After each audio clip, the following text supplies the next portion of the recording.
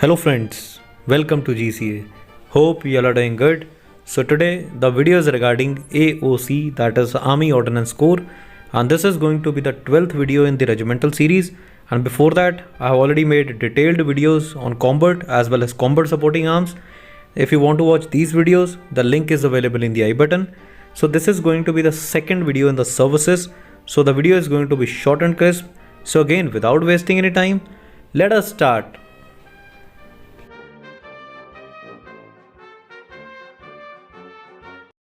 So the AOC stands for Army Ordnance Corps and it falls under the services, and it is an active corps of the Indian Army that provides complete logistics of the entire army both during the war as well as the peacetime. So let us now discuss the role of Army Ordnance Corps. So the primary responsibility of the Ordnance Corps is to provide material and logistic support to the Indian Army and whenever required for the Navy as well as for the Air Force both during the peace and wartime. And apart from all these, the responsibility also ranges from providing clothing, which includes coats, sleeping bags, gloves, to vehicles, equipment and ammunition, which includes bullets, artificials and missiles.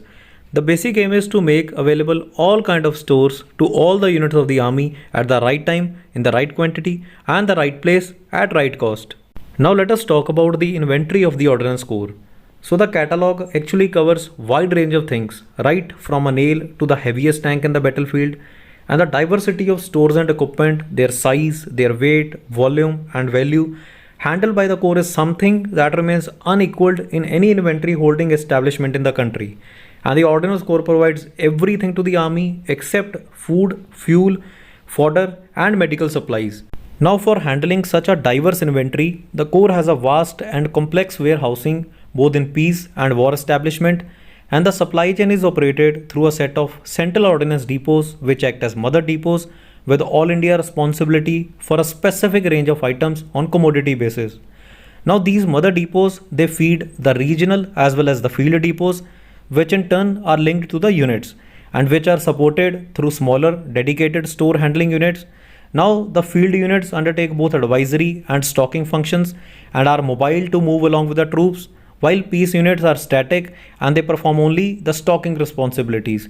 So the overall system forms a supply chain linking the sources of supply with the users in the unit located in forward areas as well as the other parts of the country. So let us now discuss the basic information about the Army Ordnance Corps. So it is active since 8th of April in 1775 and its motto is Shastra Se Shakti and its training center is at Secunderabad. So the AOC center is mainly responsible for imparting training to the Ordnance Corps personnel, and apart from military training, the AOC personnel are also trained in different kinds of repair works, ancillary trade such as carpentry, tailoring, saddlery, driving, etc.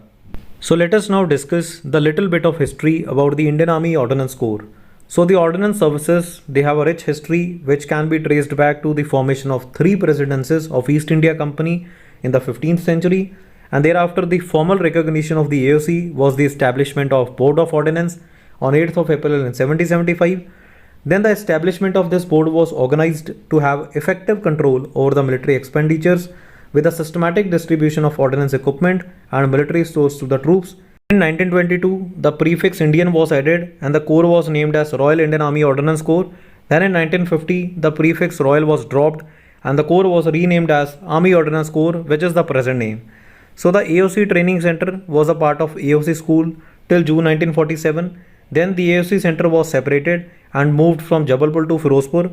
Then in October 1946, in addition to the training battalion, a depot battalion was also raised. Then in June 1953, all the elements of AOC center were combined at its present location, and the evolution of AOC has been a logical as well as rational process in consonance with the needs of the time, and it has also kept pace with the military machine and passed through successive reorganization and the expansions of the army. The Army Ordnance Corps has excelled in almost every type of sport. For example, in cricket, Colonel Chinmaya Sharma had the rare honor of playing in services cricket team in 53 Ranji Trophy matches and he scored more than 3000 runs. Then in weightlifting, there is Havaldar Amarnath who created a new national record by lifting 100 kgs in jerk in bantamweight. Then Naik Meherchand, he represented services at national level from 1975 to 81.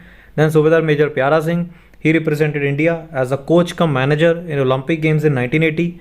Then like Anthony Naves of AOC, he won the first medal for India at the Commonwealth Games in 1970. Then talking about athletics also, Captain now retired Major retired Joginder Singh, he established the Asian record of 16.22 meters. Then in bodybuilding, we have Havaldar Santosh Kumar, Sipahi Ramchandar, Havaldar Balkrishna Akotkar, and in golf we have Brigadier IRK David, and in Taekwondo, the Sipahi DK of Army Ordnance Corps, he won the bronze medal at the National Taekwondo Championship. Then in adventure sports also, the AOC has excelled in almost every type of sport. For example, in water sports, mountaineering, cycle expedition, camel safari, and car rally in Himalayas. Now talking about the establishment of the Army Ordnance Corps. So there is a College of Materials Management which is a premier training establishment of the Indian Army which specializes in studies and research in the field of material management, and it was established as a professional training establishment in October 1925 and it moved to Jabalpur in 1930. Then we also have Ordnance Corps Museum, and in 1926 the approval was given to establish the Ordnance Corps Museum by the Quartermaster General in India at the Fort William Arsenal, and in February 1994 a major renovation of the museum was undertaken at the cost of Rs 15 lakh on the occasion of Golden Jubilee of the Battle of Kangla Tongbi. And also there is a famous memorial which was unveiled at Kangla Tongbi on 15th of April in 1946, basically with the main motive to keep the memory of our heroic battle alive. Now let us move to the last part of the video. So let us now discuss how to join the Ordnance Corps. So firstly, the best thing is both boys and girls, they are eligible to join the Ordnance Corps, and as it falls under services and the work is normally non-technical, so one can join the Ordnance Corps through non-technical entries like NDA, CDS and NCC, and normally there is no issue of vacancies in AOC. So this is how you can join.